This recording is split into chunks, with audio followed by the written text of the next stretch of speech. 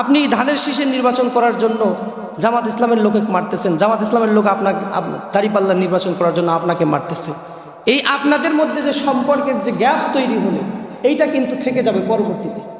আপনারা ভবিষ্যতে এখানে বসবাস করবেন, আপনার সন্তানরা বসবাস করবে, আপনার সাথে ওর শত্রুতা, মানে এটা অটোমেটিকলি আপনার সন্তান আর ওর সন্তানের শত্রুতা থাকে।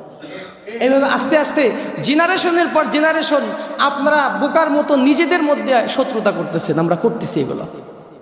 কিন্তু এতে আসলে কি আমাদের কোনো লাভ আছে? আমরা যার যে দল মনে চাই আমরা করব, কিন্তু এলাকার মধ্যে স্থানীয়ভাবে এর যেন কোনো প্রভাব না পড়ে। আমি এর আগেও এই ধরনের কথা বলেছিলাম, যখন আওয়ামী লীগ চলে গেল, আওয়ামী লীগের বড় বড় নেতা যারা বেশি অন্যায় করছে তারা কিন্তু পালাই গেল। ছোট ছোট মানুষদেরকে যারা সাপোর্ট করেছে সেই দল, তাদেরকে আপনারা মারলেন, ধরলেন, এটা সেটা করলেন, চাকরি থেকে বঞ্চিত করলেন, অনেকের প্রতিষ্ঠান দখল করে নিলেন। এইগুলো যারা করছে এটা খুবই দুঃখজনক ব্যাপার।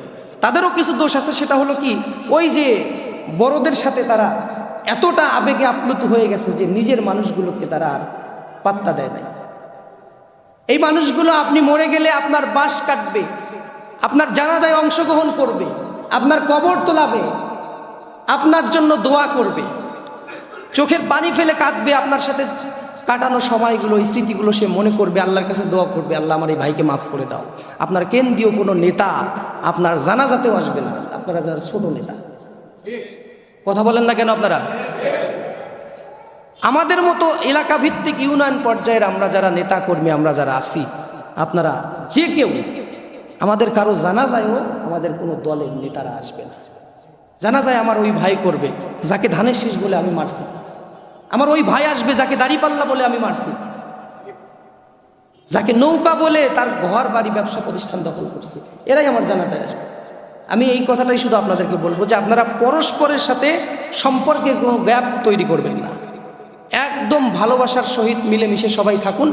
ব্যক্তিগত ব্যাপার, দল আপনি যেটাই করেন, কিন্তু আপনার ভাইয়ের সাথে এই দলের জন্য কোনো ইফেক্ট না পড়ে। দেখা যাচ্ছে ভাই আর ভাই, চাচাতো ভাই, নিজের এলাকার লোক, পাশের গ্রামের লোক শত্রুতা করতেছে এই দল নিয়ে, এতে বিন্দুমাত্র লাভ নাই। আপনি আজকে মারা গেলে আপনার সন্তানকে এই দলের লোক, দলের কর্মীরা খাওয়াবে না। আপনার সংসারের কথা চিন্তা করুন, পাশাপাশি আপনার যে দল সাপোর্ট করতে মন চায় সেটা করুন, তাদের প্রশংসা করুন, অন্য দলের লোকের সাথে মারামারি করবেন না। এটা সবার জন্যই বলছি, সমানভাবে।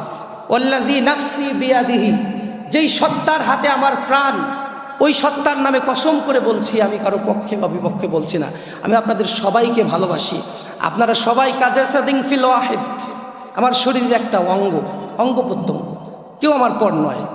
এই জন্য সবাইকে বলছি, নিজেদের ক্ষতি না করে, নিজেদের মধ্যে শত্রুতা না বাড়িয়ে, আপনারা নিজ নিজ দল যেটাই করেন, এই নির্বাচনকে ঘিরে আপনারা এলাকার মধ্যে কেউ বিশৃঙ্খলা, কেউ মারামারি, কেউ আরেকজনের সাথে হিংসা, কথা কাটাকাটি, এগুলো করবেন না।